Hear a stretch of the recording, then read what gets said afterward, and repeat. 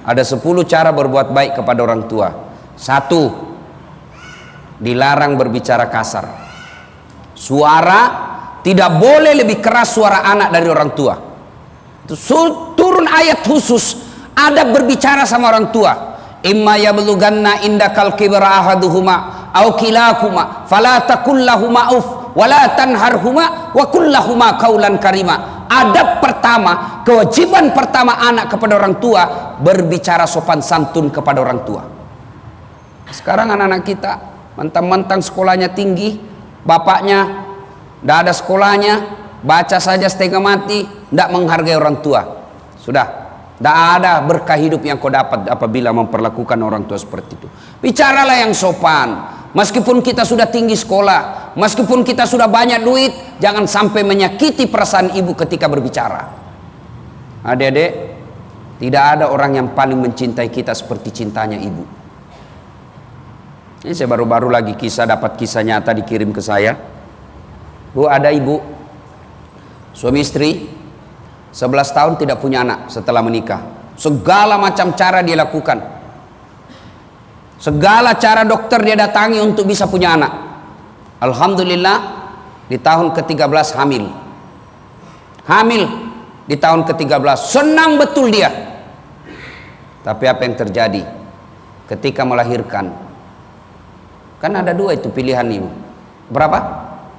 Ada 2 pilihan ibu ketika melahirkan. Berapa, Bu? 2. Bukan 1, 2 pilihan ibu.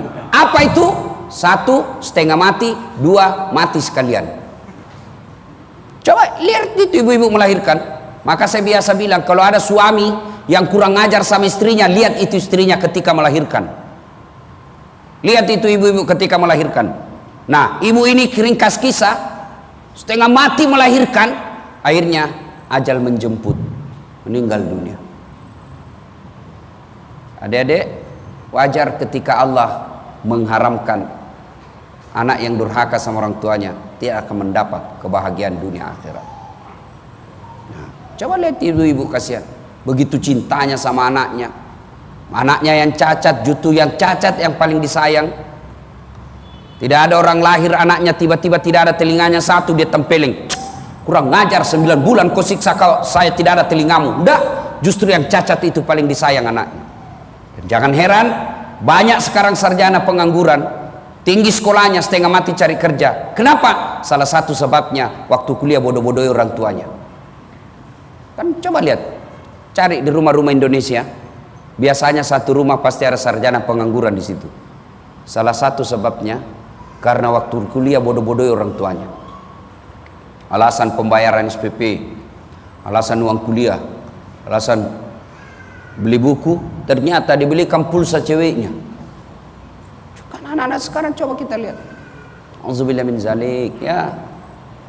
Adalah anak-anak ini wallahu alam benar atau tidak. Dia bodoh-bodohi bapaknya, Pak.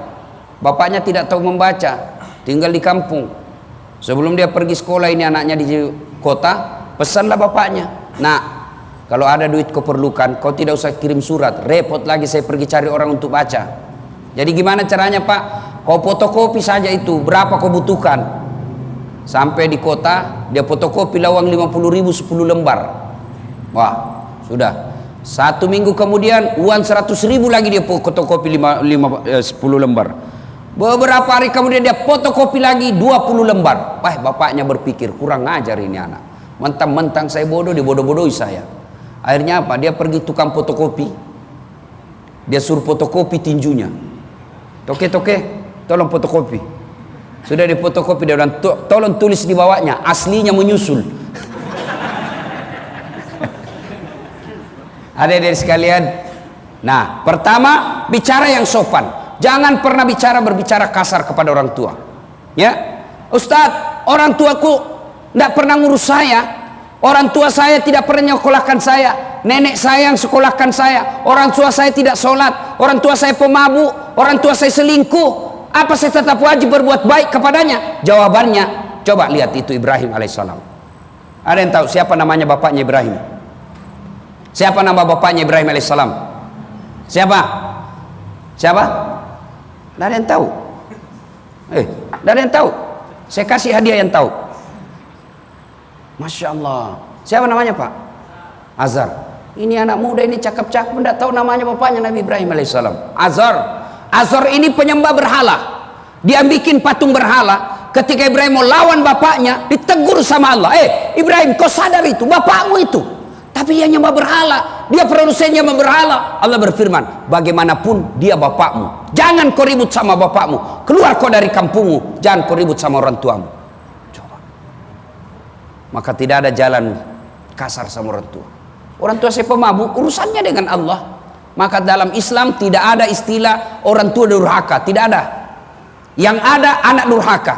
Bagaimana kalau orang tua tidak ngurus anaknya? Maka istilahnya bukan anak, orang tua durhaka, tapi istilahnya adalah orang tua yang berkhianat kepada Allah. Adik-adik sekalian, mau sukses birrul walidain. Dalam Al-Quran dijelaskan, ridallah fi ridal walidain, suktillah fi suktil walidain. Ridanya Allah tergantung ridanya kedua orang tua, murkanya Allah tergantung murkanya kedua orang tua. Jadi ketika orang tua sudah ridha, percaya bahwa Allah pasti senang kepadamu. Tapi ketika orang tua murka, percaya bahwa Allah pasti murka kepadamu. Suatu kali Umar bin Khattab bertanya kepada Nabi, ya Rasulullah, saya tahu saya tidak mungkin melihat wajahnya Allah di dunia ini, saya tahu tidak mungkin saya melihat wajahnya Allah di muka bumi, tapi saya mau tahu bagaimana supaya Allah tersenyum kepada aku. Meskipun saya tidak melihatnya, tapi sekedar saya tahu bagaimana supaya Allah tersenyum kepadaku. Maka Nabi menjawabnya, buatlah ibu bapakmu tersenyum, maka Allah pasti tersenyum kepadamu.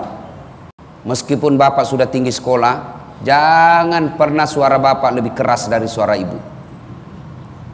Yang kedua, setiap keluar rumah jangan pernah lupakan minta ridanya orang tua. Apapun yang bapak mau lakukan, minta ridha orang tua. Mak, saya ada rencana beli ruko. Menurut ibu bagaimana? Minta pendapatnya. Meskipun pada akhirnya pasti ibu bilang, ngapain lagi kau minta pendapat sama saya nak? Saya ini orang tidak ada sekolah, kamu pasti lebih tahu lah. Tapi paling tidak ibu akan berkata, alhamdulillah anak saya masih menghargai saya. Tapi begitu ibu bapak ngambil keputusan tidak minta pendapat orang tua, biasa orang tua langsung berkata, sudah tinggi sekolahnya, jadi dia tidak hargai lagi saya. Padahal kita tidak berkata begitu, padahal tidak ada niat kita begitu, tapi kelakuan kita. Kan dalam Islam itu niat dan cara harus sama-sama baik. Niatnya baik, caranya juga harus baik. Biasa kita bilang, saya tidak niat begitu. Betul niatmu tidak begitu, tapi kelakuanmu yang begitu. Saya tidak niat nyakiti ibu saya, tidak ada niat saya. Betul, tapi kelakuan bapak yang menyakiti. Jadi setiap ada mau dilakukan, minta izin. Mak, saya mau beli motor. Menurut Ima, gimana pendapatnya mak? Pak, saya mau beli motor. Menurut pendapat bapak gimana? Pak, saya mau buka usaha ini. Menurut pendapat bapak gimana? Minta ridhanya orang tua. Kalau orang tua sudah ridha, maka Allah pasti tersenyum kepada kalian. Ini yang tidak dimiliki anak-anak kita sekarang. Makin tinggi sekolahnya makin kurang ajar. Dilarang sama mamanya, apa mama tidak tahu sekolah. Itu dulu, sekarang lain.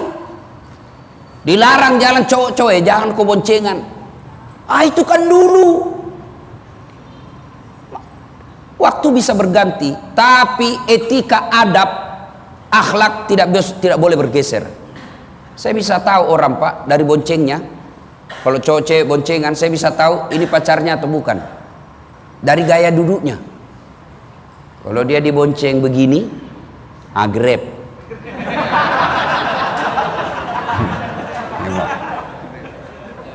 Tapi kalau dia begini, cowoknya. Kalau dia pegang besi di belakang begini, bapaknya. Itu anak-anak kita. Ya. Jangan pernah melakukan apapun tanpa izin ridha orang tua. Minta, meskipun pada akhirnya orang tua kita berkata, kau ajalah nak, kau pasti sudah tahu. Apa yang kita cari? Ridhanya orang tua. Satu, jangan bicara kasar. Dua, apapun minta izin, minta ridha orang tua.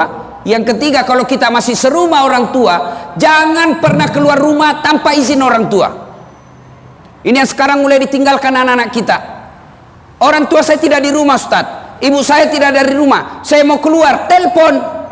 Mak, saya mau pergi sekolah. Mak, saya mau pergi kerja, telepon.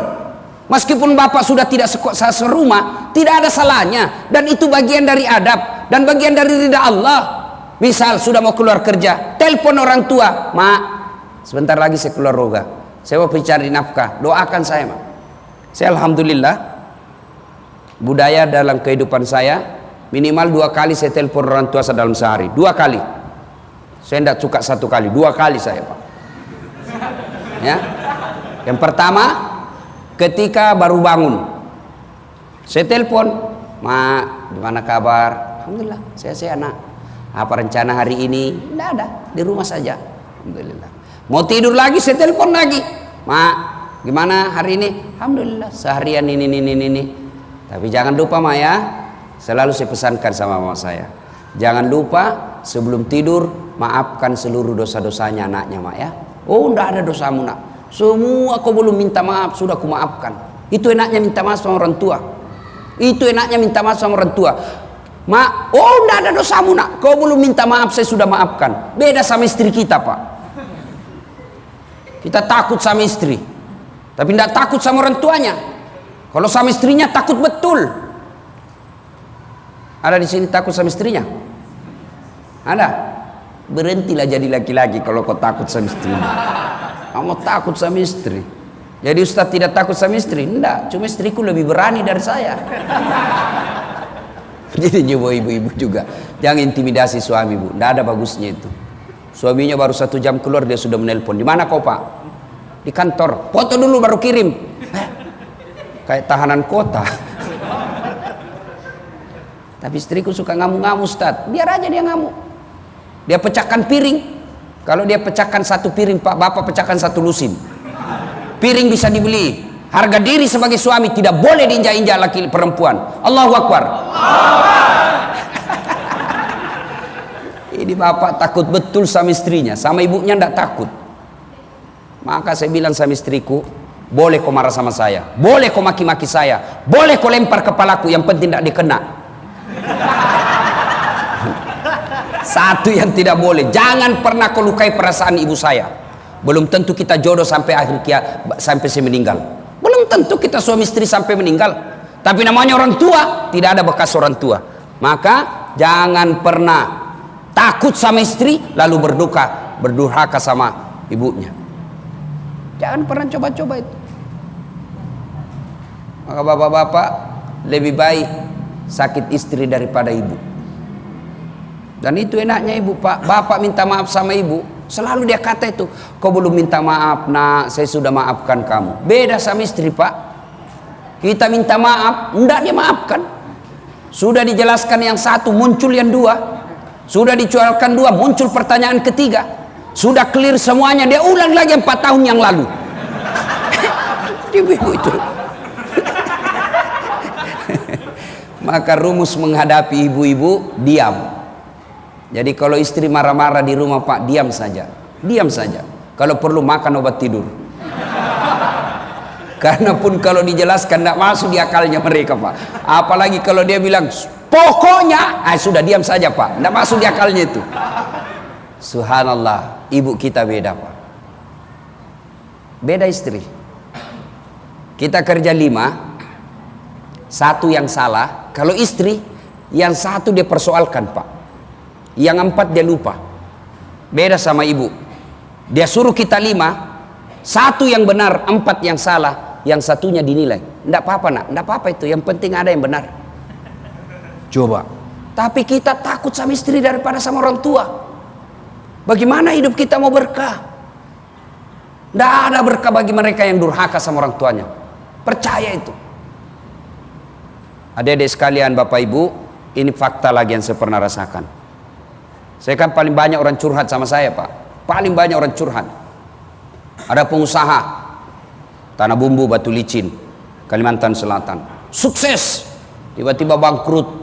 Dia datang minta nangis-nangis, Ustaz doakan saya bangkrut. Saya bilang sebelum saya doakan, saya mau tanya, Bapak tolong jujur, bagaimana kelakuan Bapak kepada orang tua selama ini? Wah itu dia, Ustaz, selama saya merantau, Ustaz, tidak pernah saya balik lihat orang tua saya. Itu sebabnya. Kau pulang ke orang tuamu minta maaf. Ada lebih sadis Pak, lebih mengerikan lagi. Saya mau pergi ceramah, tiba-tiba ada telepon bunyi. Menangislah ini ibu-ibu di balik telepon. Ustadz, tolong bantu saya Ustadz. Kenapa ibu? Tolong tarik nafas ibu. Tenang, tenang, tenang. Dia nangis. Tenang, tarik nafas ibu. Kenapa ibu? Suamiku meninggal Ustadz. Saya tidak tahu bagaimana ngurusnya. Saya bilang, mana anak-anaknya semua? Sibuk semua Ustadz. Sibuk semua anak-anak saya. Sudahlah, saya panggil. Saya datang ke sana, saya telepon panitia acara, minta maaf. Saya diganti sama teman saya, ada keadaan darurat. Saya datanglah ke rumahnya itu ibu. Begitu saya lihat suaminya terbujur kaku. Tidak ada, dia tahu. Saya minta nomor teleponnya. Bu, mana nomor teleponnya anaknya? Saya telepon anaknya yang di Kalimantan, pengusaha. Tabek Daeng, meninggal bapaknya. Apa jawabannya anaknya? Oh, sudah lama memang sakit itu. Jadi gimana Deng? Ditunggu atau bagaimana? Tidak usah Ustadz, biar saya pulang tidak merubah keadaan. Jadi bagaimana? Ustadz, SMS saja nomor rekeningnya. Semua biaya pemakaman dan penguburan bapak saya transfer. Ustadz saja yang ngatur. Ini bahayanya kalau anak kita begini Pak, modelnya. Nauzubillah min dzalik. Banyak betul saya lihat orang yang sengsara hidupnya karena durhaka sama orang tuanya. Maka adik-adik sekalian, bapak-bapak, muliakan ibu. Tidak ada kebahagiaan bagi mereka yang durhaka sama orang tuanya. Tidak ada. Demi Allah, sengsara mereka orang yang mendurhakai orang tuanya. Satu, kembali lagi tadi. Satu, jangan bicara yang keras. Dua, izin setiap ada, minta ridalnya. Yang ketiga, keluar rumah jangan pernah lupa minta izinnya. Yang keempat, menurut Nabi, jika kalian berjalan bersama mereka, hendaklah kalian di belakangnya. Tapi anak-anak sekarang kalau jalan, tidak ada di belakang. Dia jalan di depan. Kenapa di depan? Malu lihat orang tuanya yang sudah tua. Maka anak yang bersifat seperti itu tidak akan mendapat keberkahan hidup. Dan berikutnya lagi, kewajiban anak kepada orang tua menafkahi kalau mampu. Tapi kalau adik-adik masih subsidi juga dari orang tua, ya sudahlah.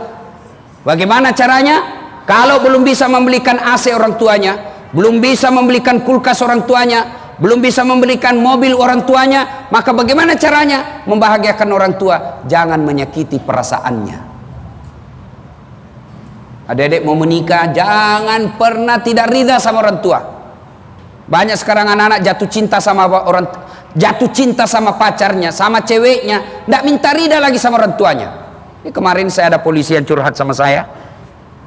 Ustadz, saya mau menikah, orang tua saya tidak setuju. Saya bilang, jangan kau menikah. Selama orang tuamu tidak setuju, jangan kau menikah. Belum tentu itu jodohmu, belum tentu itu istrimu baik. Sekarang memang baik, kalau dia lagi senang sama kamu, besok-besok belum tentu. Tidak ada orang rumah tangga yang bahagia ketika dia nikah tidak ridha orang tuanya. Beda, lain. Misalnya orang tuanya Kristen, ya, ini yang Kristen mau masuk Islam, tapi orang tuanya melarang. Boleh kalau kasus begitu, boleh. Tapi tidak berarti boleh memaki orang tua. Tidak, tetap wajib berbicara yang baik, memberikan nafkah meskipun kita beda agama. Bagaimana kalau mendoakan orang tua yang kafir? Hanya satu doa yang boleh. Doanya hanya satu, ya Allah berikan dia hidayah. Nah, Bapak saudara-saudara sekalian, percayalah keberkahan hidup kita tergantung daripada ridha orang tua, terutama ibu. Nah, yang kendala sekarang, kenapa anak-anak kita begini? Kenapa anak-anak kita sekarang tinggi sekolahnya tapi kurang ajar? Apakah sepenuhnya salah orang anak? 90% salahnya orang tua. Satu, melalaikan kewajiban orang tua. Kewajibannya apa? Lahir anak kasih nama yang baik. Nama yang baik apa? Nama yang baik adalah nama-nama yang ada doa di dalamnya. Tapi biasakan orang bilang begini, apa arti sebuah nama? Oh, bodoh itu kalau ada orang bilang begitu. Bayangkan kalau tidak ada semua namanya di sini, bos. Halo, ada Anu siapa? Anu siapa? Bagaimana menderitanya para caleg kalau tidak ada namanya? Ayo pilih Anu. Nama itu penting. Coba Bapak sebut nama. Dari nama saya sudah bisa dua saya tahu. Begitu bapak menyebut sesuatu namanya, dua saya bisa tahu. Satu sukunya, dua agamanya. Coba pak,